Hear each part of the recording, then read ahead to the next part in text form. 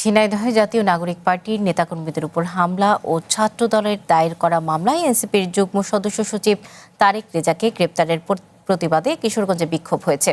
রবিবার রাতে কিশোরগঞ্জ শহরের পুরান থানা ইসলামিয়া সুপার মার্কেটের সামনে থেকে জাতীয় নাগরিক পার্টি কিশোরগঞ্জ জেলা শাখা এ বিক্ষোভ মিছিলের আয়োজন করে। মিছিলটি শহরের গুরুত্বপূর্ণ সড়ক প্রদক্ষিণ করে গৌরাঙ্গ বাজার মোড়ে এসে সংক্ষিপ্ত সমাবেশের মাধ্যমে শেষ হয়। সমাবেশে বক্তারা অবিলম্বে তারেক রেজাকে নিঃশর্ত মুক্তি, দায়েরকৃত মামলা প্রত্যাহার এবং ঝিনাইদহে মামলার ঘটনায় জড়িতদের বিচারের দাবি জানান।